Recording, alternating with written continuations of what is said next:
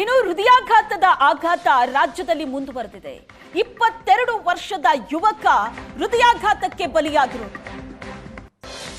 ಹೃದಯಾಘಾತ ಪ್ರಕರಣಗಳು ರಾಜ್ಯದಲ್ಲಿ ಮುಂದುವರಿತಾ ಇದೆ. 22 ವರ್ಷದ ಯುವಕನಿಗೆ ಹಾರ್ಟ್ ಅಟ್ಯಾಕ್ ಆಗಿರುವುದು. ದಾವಣಗೆರೆ ಜಿಲ್ಲೆಯಲ್ಲೂ ಹೃದಯಾಘಾತ ಶಾಕ್ ಕೊಟ್ಟಿದೆ.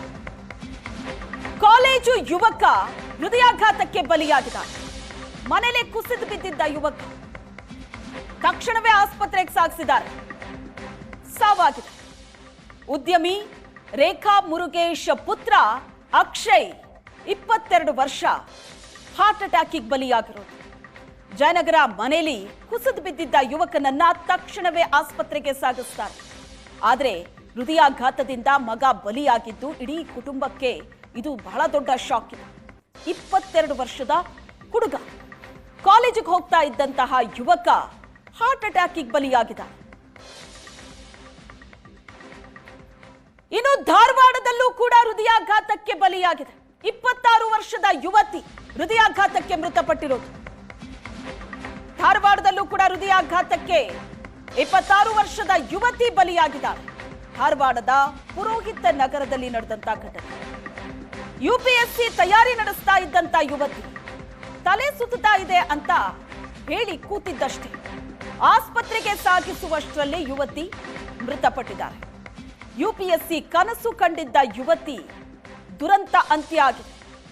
ತಂದೆ ಪ್ರಾಥಮಿಕ ಶಾಲೆಯ ಶಿಕ್ಷಕ, ತಾಯಿ ಗೃಹಿಣಿ. ಮಗಳ ಸಾವಿನಿಂದ ಪೋಷಕರು ಕಂಗಾಲಾಗಿದ್ದಾರೆ.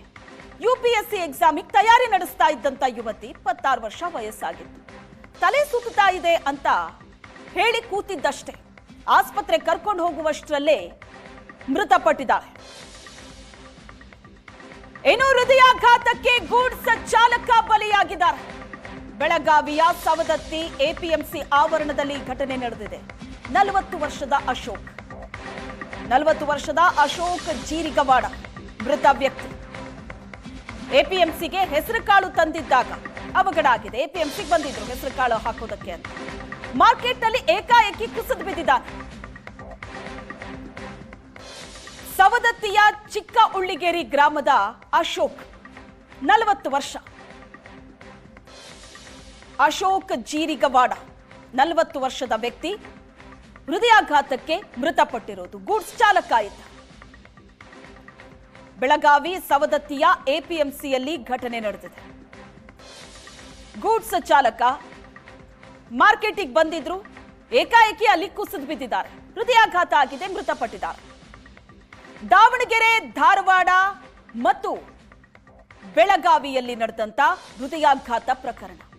22 ವರ್ಷ, 26 ವರ್ಷ, 40 ವರ್ಷ ಹೃದಯಾಘಾತಕ್ಕೆ ಮೃತಪಡೋರ ಪ್ರಕರಣಗಳೇನಿದೆ ಇದು ಬಹಳ ದೊಡ್ಡ ಆಘಾತ ತರ್ತಾ ಇದೆ. ಇದು ಯಾಕಂದ್ರೆ ಅವರ ವಯಸ್ಸು ಇಷ್ಟು ಚಿಕ್ಕ ವಯಸ್ಸಿನಲ್ಲೇ ಹೃದಯಾಘಾತ ಆಗ್ತಾ ಇದೆಯಲ್ಲ, ಇದಕ್ಕೇನು ಕಾರಣ ಅನ್ನೋದು ಈಗ ಪ್ರಶ್ನೆ ಬರ್ತಾ ಇದೆ.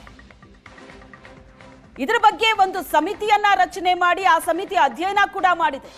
ಕೆಲವೊಂದಷ್ಟು ಪೋಸ್ಟ್ ಮಾರ್ಟಂನ ರಿಪೋರ್ಟ್ ಕೂಡ ಶಾಕಿಂಗ್ ಆಗಿದೆ. ಬಹಳ ಅಚ್ಚುಕಟ್ಟಾದ ಜೀವನ ಶೈಲಿ ಇರೋರು ಕೂಡ ಹೃದಯಾಘಾತಕ್ಕೆ ಬಲಿಯಾಗಿದ್ದಾರೆ. ಬೆಳಿಗ್ಗೆ ಎದ್ರೆ ವಾಕಿಂಗು, ಮನೆ ಊಟ, ಬಹಳ ಶಿಸ್ತುಬದ್ಧವಾದ ಲೈಫ್ ಸ್ಟೈಲ್.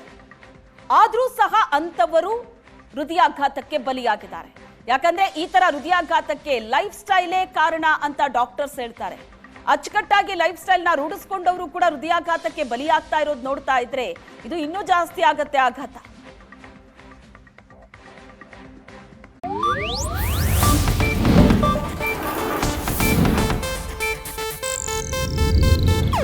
ಇದು ಏಷ್ಯಾನೆಟ್ ನ್ಯೂಸ್ ನೆಟ್ವರ್ಕ್ ಪ್ರಸ್ತುತಿ.